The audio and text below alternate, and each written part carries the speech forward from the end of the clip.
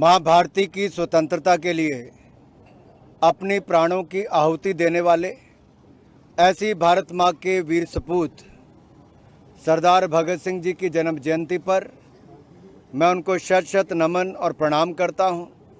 अपने पार्टी के वरिष्ठ नेताओं के साथ पंजाब के हमारे कार्यकारी अध्यक्ष आदरणीय बड़े भाई अश्विनी शर्मा जी, पंजाब के जुझारू महामंत्री भाई सुभाष शर्मा जी, युवा मोर्चा और पार्टी के हमारे सभी वरिष्ठ नेतागण आज शहीद भगत सिंह जी को उनकी जन्म जयंती के अवसर पर अपने श्रद्धा सुमन अर्पित करने आए हैं। साथियों, शहीद भगत सिंह मात्र 23 साल की उम्र में 23 मार्च को शहीद हो गए, लेकिन इतनी कम आयु में भी इतनी बड़ी उपलब्धियां दर्ज कर गए कि आज 100 सालों के बाद भी आज की युवा पीढ़ी उनको प्रेरणा के रूप में देखती है। वैसी लौ हमारे देश के युवाओं में जगा गए कि गुलामी के समय हमें नारा दिया इनकलाब जिंदाबाद, और उस अनशन को अंग्रेजों के खिलाफ उस लड़ाई को एक ऐसा बल दे गए कि भारत ने 1947 में आज़ादी तो पाई, उन्होंने बलिदान दिया भारत को स्वतंत्र करने के लिए। आज के युवाओं को कहना चाहूँगा, आपको योगदान देना है भारत को सशक्त भारत बनाने के लिए। और आज जैसा माननीय प्रधानमंत्री जी ने कहा है, हमें स्वदेशी के नारे को लेकर आगे चलना है। उस समय स्व स्वतंत्रता के साथ था, स्व स्वदेशी के साथ था। आज हमारा स्व हमारे सशक्त भारत के लिए आत्मनिर्भरता और वोकल फॉर लोकल के रास्ते से स्वदेशी प्रोडक्ट्स को अपनाने के लिए हमें चलना है। और जितनी ताकत हम अपने स्थानीय किसानों को, नौजवानों को, काम करने वालों को देंगे, उतनी भारत की अर्थव्यवस्था और मजबूत होगी। आप याद करिए, हमारे राष्ट्रवाद की जो दो मजबूत भुजाएं थी भारत की, सरदार भगत सिंह और वीर सावरकर जी। सोच दोनों की एक, पीढ़ी का अंतर हो सकता है, देश के अलग अलग कोनों में रह सकते हैं, लेकिन सरदार भगत सिंह जी के उल्लेखों में, उनकी लेखनी में, उनके प्रकाशन में आप देखेंगे बार बार वीर सावरकर जी का नाम आया है। और वो दिखाता था कि कहीं पे भी रहें, सोच हम एक लेके चले। राष्ट्रवाद के मुद्दे पर हम एक थे। दोनों के लिए, सरदार भगत सिंह जी के लिए पहला काम कोई था तो वो था भारत प्रथम, नेशन फर्स्ट, सबसे पहले देश। इसी सोच को लेके वो आगे बढ़े। उन्होंने कहा था हमें आज़ादी अंग्रेजों से भी चाहिए, लेकिन भूरी चमड़ी वालों की गुलामी भी नहीं चाहिए, उनका राज भी नहीं चाहिए। लेकिन आज़ादी के 60 वर्ष तक जिस तरह से कांग्रेस ने इस देश को चलाया, अंग्रेजों की मानसिकता उन पर दिखती थी। देश के हमारे टुकड़े कर दिए कांग्रेस ने राज करने के चक्कर में। नक्शे पर लकीर खींच दी गई, भारत और पाकिस्तान बना दिया गया। करतारपुर साहिब हो, ननकाना साहिब हो, सीमा के पार छोड़ दिया गया। पंडित नेहरू जी ने नहीं देखा कि हमारे सिख परिवारों की या सभी धर्म के लोगों की आस्था का केंद्र हमारा करतारपुर साहब, ननकाना साहब। दूर से टकटकी नजर से लगाकर दर्शन करते थे। नरेंद्र मोदी जी की सरकार बनी, भारतीय जनता पार्टी की सरकार बनी, तो करतारपुर लांगा बना गया, करतारपुर कॉरिडोर बनाया, तो भारतीय जनता पार्टी की देन है। सरदार भगत सिंह जी का 115वीं जयंती पर हमने जब उनके शहीदी दिवस था, आप देखिए क्या किया। हमारे भारत सरकार ने अंतर्राष्ट्रीय हवाई अड्डा जो है चंडीगढ़ मोहाली वाला, उसका नाम शहीद भगत सिंह अंतर्राष्ट्रीय हवाई अड्डा रखा है। लेकिन एक परिवार ने देश में ऐसा राज किया जिन्होंने अपने ही परिवार की 4 पीढ़ियों पर नाम रख दिए संस्थाओं के। उनको लगता था सफेद टोपी वालों ने जैसे भारत को आज़ादी दिलाई है। नहीं, सरदार भगत सिंह हो, नेताजी सुभाष चंद्र बोस हो, चंद्रशेखर आजाद हो, ऐसे अनेकों अनेक क्रांतिकारी नेता जिन्होंने अपना बलिदान देके भारत को आज़ादी दिलाई है। साथियों, ये भूरी चमड़ी वाले जो राज करते रहे, जिसका उल्लेख उस समय किया गया, भगत सिंह जी की पार्टी के समय कहा गया, उन्होंने क्या किया? जब प्रिंस चार्ल्स उस समय आए भारत में तो उनके अंकल लॉर्ड माउंटबेटन ने राष्ट्रपति भवन का दौरा भी उन्होंने कराया। लंच उन्होंने इंदिरा गांधी जी के साथ किया, लेकिन दौरा लॉर्ड माउंटबेटन भारत की आजादी के बाद करवा रहे थे, इतने वर्षों के बाद।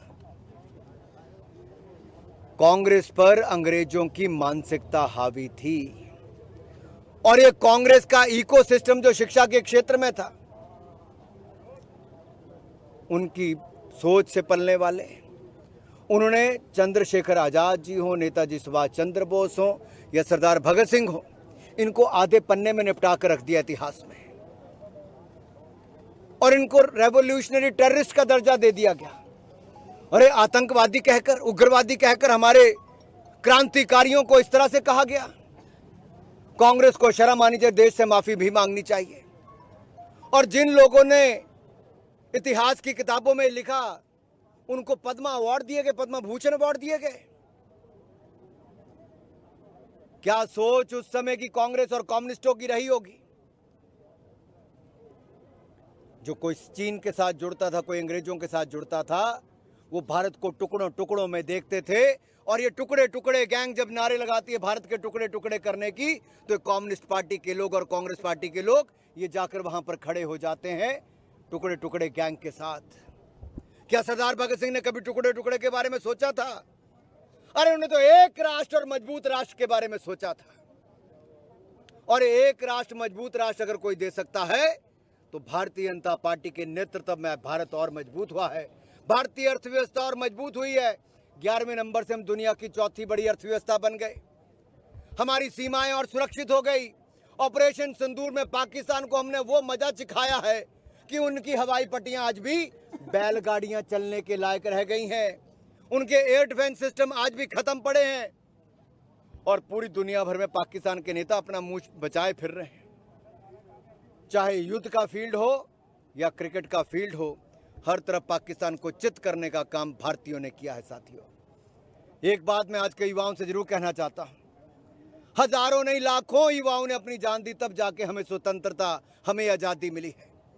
अब हमारे सामने संकल्प अगले 22 साल का ये है कि 2047 तक हमें विकसित भारत बनाना है और विकसित भारत बनाने के लिए हमें हर क्षण अपना भारत के निर्माण में जुटाना है, स्वदेशी को अपनाना है, अपनों को आगे बढ़ाना है। भारत का खाना हो, भारत के फूड प्रोडक्ट्स हो, भारत के कपड़े हो, भारत का बाकी सामान हो, हमें भारतीय प्रोडक्ट्स को ही बल देना है ताकि भारतीयों को रोजगार मिले, भारतीय अर्थव्यवस्था को बल मिले, भारत की ताकत बढ़े और दुनिया की महान अर्थव्यवस्थाओं से लेकर दुनिया के बड़े देशों में हमारा भारत विकसित राष्ट्र के रूप में खड़ा हो। आज सच्ची श्रद्धांजलि सरदार भगत सिंह जी को तभी होगी अगर आज का युवा संकल्प लेगा कि स्वदेशी पहनेंगे, स्वदेशी खाएंगे, स्वदेशी को बढ़ाएंगे, स्वदेशी अपनाएंगे और अपने राष्ट्र को विकसित राष्ट्र बनाकर दिखाएंगे। बहुत बहुत धन्यवाद। भारत माता की 118वां बड़ा जन्म दिहाड़ा युवा ਨੂੰ ਕੀ ਪੈਸਾ ਤੋਂ ਕੀ ਮੈਸੇਜ ਹੈ ਕਿਉਂਕਿ युवा ही अगले आने वाले देश ਦੀ ਭਵਿੱਖ ਹੁੰਦੇ ਆ ਤੇ ਕਿਸ ਅੱਜ ਦਾ ਦੌਰ ਕੀ ਹੈ ਕਿ लगातार नशा और विदेशों वाले लोग नौजवाना करना किस तरह देखते हो? शहीद भगत सिंह जी ने भारत माँ की स्वतंत्रता के लिए अपना जीवन न्यौछावर कर दिया, बलिदान दे दिया और उन्होंने सदा यही चाहा कि हमारा भारत एक हो, मजबूत हो और दुनिया के अग्रणी देशों में खड़ा हो। आज आज़ादी के लगभग 78 वर्षों के बाद मेरा युवाओं से एक आह्वान है कि शहीद भगत सिंह जी ने अपना बलिदान दिया स्वतंत्रता के लिए। आपको योगदान देना है भारत को विकसित राष्ट्र बनाने के लिए। स्वदेशी को अपनाओ, स्थानीय प्रोडक्ट्स को और मजबूत करो, वोकल फॉर लोकल की सोच को आगे बढ़ाना है। हमें हिंदुस्तान की ताकत को तब बढ़ाना है जब हम हिंदुस्तान के प्रोडक्ट्स को सब मिलके खरीदेंगे, तो इससे मार्केट भी बढ़ेगी, स्थानीय उत्पादकों को और रोजगार और कमाई के अवसर मिल पाएंगे, हिंदुस्तान की अर्थव्यवस्था को और बल मिलेगा और दुनिया भर में भारत का बड़ा नाम और मान भी बढ़ेगा। ਕਾਂਗਰਸ ਨੇ क्रांतिकारी साढ़े योद्धा है उन्होंने एक आतंकवादी की पदवी दी गई सी कि लगद मंनदे भी देश के योद्धा ना एक बड़ा वड्डा किना घात है। मेरा इसमें केवल इतना कहना है कि कांग्रेस हो या कम्युनिस्ट पार्टी हो, उन्होंने क्रांतिकारियों को आतंकवादी या उग्रवादी का दर्जा देकर छोड़ दिया। 60-65 सालों तक इन्होंने किताबों में शहीद भगत सिंह जी, चंद्रशेखर आज़ाद जी, नेताजी सुभाष चंद्र बोस वगैरह को रेवोल्यूशनरी टेररिस्ट कहा। क्या वो उग्रवादी आतंकवादी थे? नहीं। तो क्रांतिकारी को आतंकवादी क्यों कहा गया, ये कांग्रेस से मेरा बड़ा सवाल है। और इसी तरह से कम्युनिस्ट पार्टी ने किया। जब जिन्होंने ये इतिहास के पन्नों में लिखा, उन लोगों को पद्म भूषण से सम्मानित किया। इससे स्पष्ट पता चलता है इनकी सोच का कि ये कैसे भारत के क्रांतिकारियों को बदनाम करते थे और एक परिवार का गुणगान करते थे। ये आज़ादी देश को सफ़ेद टोपी के कारण नहीं मिली, ये क्रांतिकारी चंद्रशेखर आज़ाद हों, राजगुरु हों, सुखदेव हों, शहीद भगत सिंह हों, नेताजी सुभाष चंद्र बोस जैसे अनेक क्रांतिकारी हों, उनके कारण मिली है। जीएसटी का बड़ा तोहफा दिया मोदी सरकार ने देशवासी को। एक तरफ सत्तारूढ़ पार्टी आम आदमी पार्टी के, उससे पहले का हिसाब कांग्रेस भी बोलती है। जो पहले के अरुण जेटली साहब ने जो जीएसटी लाई थी, मरहूम जेटली साहब ने, तो उसके बाद पहले जो इतने साल जीएसटी लिया उसका हिसाब कौन देगा? जीएसटी जब हम लाए थे 2017 में, उस समय लाने के बाद भी महंगाई कम हुई थी, क्योंकि पहले जो कांग्रेस के समय टैक्स थे उससे कम टैक्स हमने किए थे। एक भी आइटम का टैक्स या रेट 2017 के दाम जो जीएसटी के बाद वाले हैं वो बढ़ा नहीं जो उससे पहले थे। इसका मतलब मोदी सरकार ने फ़ायदा दिया। जहाँ जहाँ गैर भाजपा राज्य की सरकारें हैं उन्हें पेट्रोल और डीजल पर सेस लगा दिया, वैट लगा दिया और स्थानीय लोगों को लूटा। पंजाब में भी जब कांग्रेस की सरकार थी तब भी और उसके बाद भी हिमाचल की कांग्रेस की सरकार ने 3 बार पेट्रोल डीजल के दाम बढ़ा दिए। अब सीमेंट पे भी वैट बढ़ा दिया है। इससे पता चलता है कि कांग्रेस और अन्य विपक्षी दल जनता को जीएसटी का लाभ नहीं देना चाहते। जीएसटी 2.0 रिफॉर्म्स में मोदी सरकार ने सीमेंट का दाम 28 से सीधा 18 कर दिया।